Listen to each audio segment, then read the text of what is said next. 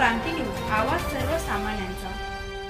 नाशिक शहरातील मुंबई नाका पोलीस ठाणे हद्दीत एक धक्कादायक घटना घडली आहे। आज दिनांक 6 डिसेंबर 2024 रोजी संध्याकाळी 5:30 ते 6 वाजेच्या दरम्यान 4 ते 5 जणांच्या टोळक्याने संभाजी चौक इरिगेशन ऑफिसच्या मागील आदिवासी सोसायटी येथे एका युवकावर कोयत्याने हल्ला केला। हल्ल्यात गंभीर जखमी झालेल्या युवकाचा उपचारादरम्यान मृत्यू झाला आहे। मृत युवकाचे नाव नितीन शंकर शेट्टी असे असून तो संभाजी चौक आदिवासी सोसायटी येथील रहिवासी होता। प्राथमिक माहितीनुसार नितीन हा त्याच्या रोजच्या कामावरून घरी परतल्यानंतर झोपलेला होता। त्याच वेळी जवळच्या परिसरातील काही तरुणांनी वाद घालत त्याच्यावर अचानक हल्ला केला। हल्ल्यात त्याला गंभीर जखमा झाल्या। घटनेच्या वेळी त्याच्या घरी फक्त लहान मुलं उपस्थित होती, त्यामुळे मदत मिळण्यास विलंब झाला।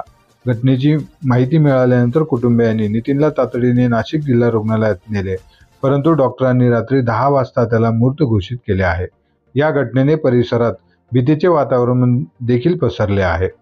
मुंबई नाका पोलीस ठाण्याचे वरिष्ठ पोलीस निरीक्षक नरोटे यांनी घटनास्थळी पोलीस पथकासह धाव घेऊन तपास अधिकारी API सुधीर पाटील यांच्या नेतृत्वाखाली या घटनेचा तपास सुरू आहे।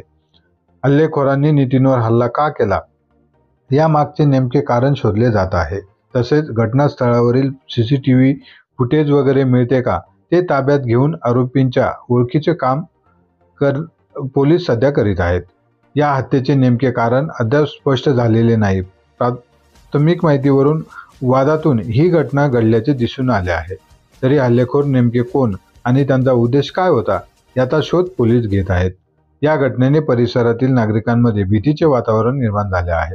स्थानिकांनी सुरक्षेची मागणी देखील केली असून आरोपींना लवकरात लवकर पकडण्याची मागणीही केली आहे। महाराष्ट्र क्रांती न्यूजसाठी मुख्य संपादक प्रकाश बागुल, नाशिक। अशाच नवनवीन बातम्या पाहण्यासाठी आमच्या महाराष्ट्र क्रांती न्यूज या YouTube चॅनलला लाईक करा, सबस्क्राईब करा आणि बेल आयकॉनला प्रेस करा।